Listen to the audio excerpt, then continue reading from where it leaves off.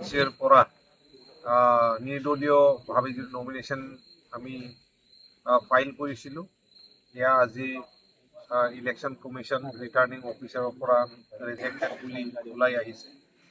আমি ক'ব লাগিব এয়া এটা ডাঙৰ পলিটিকেল ষড়যন্ত্ৰৰ আমি বলি হৈছে বুলি ক'ব লাগিব। ইয়াত দুটামান ৰিজন দিছে। ৰিজনটো হ'ল কি,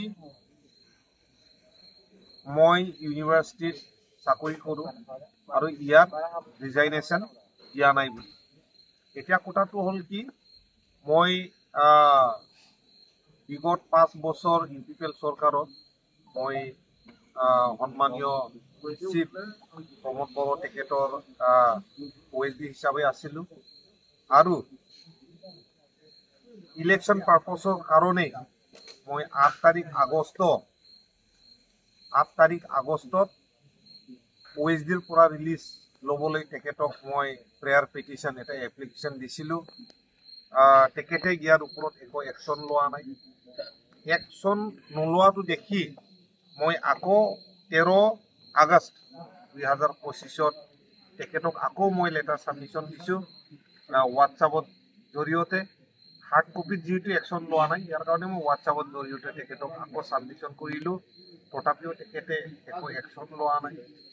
তাৰপিছত মই director of education higher education তেখেতসকলৰ পৰা ৰিলিজ লৈ আকৌ মই ইউনিভাৰ্চিটি জইন কৰিলোঁ ইমাৰ্জেঞ্চি বেচিছত। আৰু ইউনিভাৰ্চিটি জইন কৰাৰ পিছত মই 28 তাৰিখ আগষ্ট 2025 তেখেতসকলক পাৰ্মানেণ্ট ৰিলিজ ৰিজাইনেশ্যনৰ কাৰণে মই লেটাৰ দিলোঁ।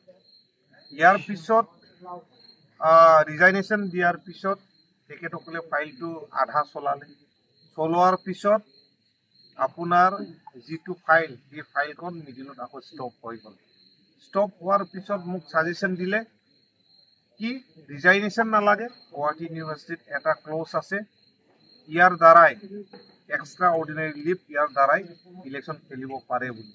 এই মৰ্মে মোক অৰ্ডাৰ দিয়া হৈছিলে extra ordinary leave to contest Bodoland territorial council election 2025। তাৰপিছত যেতিয়া আমি 2 তাৰিখ নমিনেশ্যন দিবলৈ গ'লোঁ, 2 তাৰিখ নমিনেশ্যন দিবলৈ যাওঁতে তেখেতসকলে আমাক ক'লে কি ৰিলিজ লেটাৰ বা ৰিজাইনেশ্যন লেটাৰটো লাগিব। ইয়াৰ কাৰণে ইমিডিয়েটলি মই ইউনিভাৰ্চিটিত গৈ 2 তাৰিখত ছেম দিনাই ৰিজাইনেশ্যন মই ফাইল কৰিলোঁ। তাৰপিছত ফাইলটো মুভমেণ্ট নোহোৱা হৈ গ'ল। আকৌ দেখিলোঁ সকলো প্ৰচেছটো চলি আছে কিন্তু বহুত শ্ল'। ইলেকশ্যন মেটাৰ আমি জানো, যদি কোনোবাই এটা ডেমক্ৰেটিক প্ৰচেছত যদি ভাগ ল'বলৈ খুজিছে ইয়াক এৰি দিব লাগে আৰু অন প্ৰায়ৰিটি বেচিছ কামটো কৰি দিব লাগে। বৰঞ্চ তেখেতসকলে মোৰ ফাইলটো চাইড কৰি ৰখাটো মই দেখিবলৈ পাইছোঁ, একশ্যন লোৱা নাই। তাৰপিছত যোৱা 2 দিনমানৰ আগত এজন দুজন অফিচাৰৰ মোবাইল ছুইচ অফ হৈ গ'ল, ক'ত গৈছে আনট্ৰেচেবল হৈ গ'ল, বিচাৰিলেও মই নাপালোঁ। আজি ৰাতিপুৱাৰ পৰাই যিটো মোক আজিলৈকে সময় দিছিলে ৰিলিজ লেটাৰ যদি আজিলৈকে দিব পাৰে মোৰ একচেপ্ট হ'ব। আজি ৰাতিপুৱাই 9টা বজা হোৱাৰ লগে লগে মই ইউনিভাৰ্চিটিত উপস্থিত হৈছিলোঁ। অফিচাৰবিলাকে 9:45 পৰা 10টা বজাত আহিছে।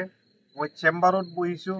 যিবিলাক খাণ্ড কাৰখানা, যিবিলাক শ্ল' ফাইল প্ৰচিডিঅ'ৰ যিটো আধা ঘণ্টাত 1 ঘণ্টাত হৈ যায়, তেখেতসকলে 5টা-6টা ইভিনিংলৈকে মোৰ ফাইলটো ক্লিয়াৰ কৰি নিদিলে আৰু ৰিলিজ লেটাৰ তেখেতসকলে নিদিলে। ইয়াৰ কাৰণে মোৰ যিটো নমিনেশ্যন ফাইল এইখন ৰিজেক্ট বুলি আমাৰ ইয়াত নটিফিকেশ্যনটো আহিলে। মই দেখিছোঁ যিটো ফৰ্মেলিটিজ কৰিব দিলে, ইয়ালৈকে কৰিব দিছে কি 3 months এডভান্স চেলাৰী মই দিব লগা হ'ল।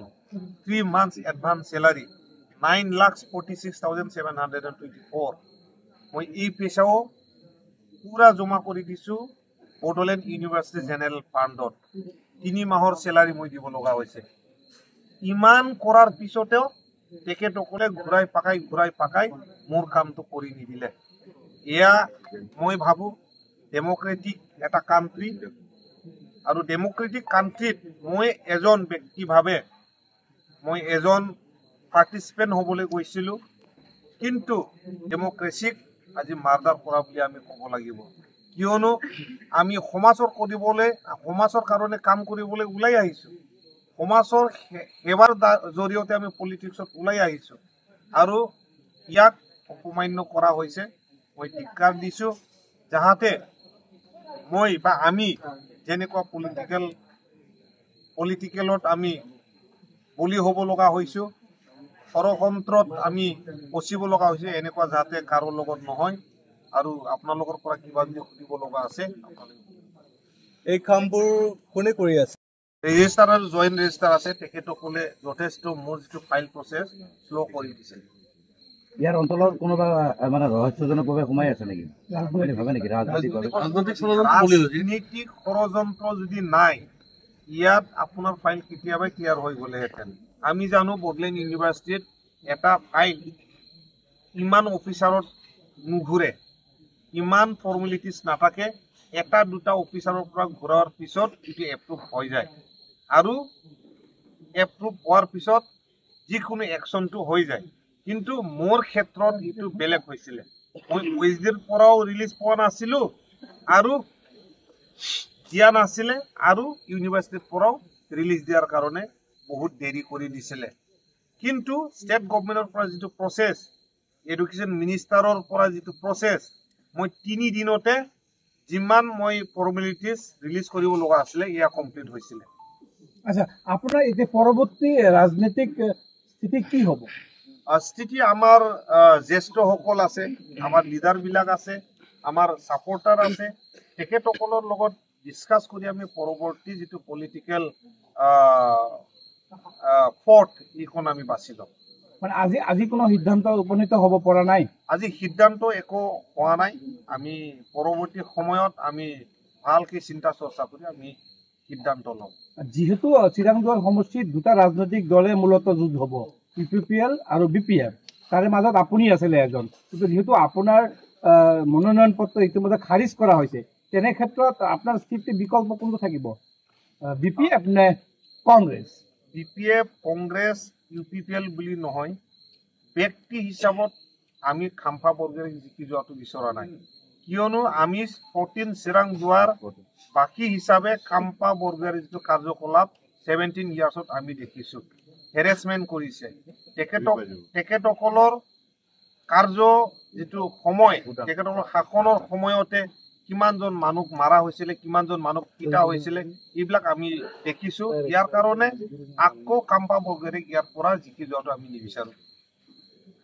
এক প্ৰকাৰ আপুনি আজি আপোনাৰ লগত ষড়যন্ত্ৰত বলি আমি হৈছোঁ, মই আগতে কৈছোঁ, এয়া ডাঙৰ এটা ষড়যন্ত্ৰ বুলি আমি ক'ব লাগিব।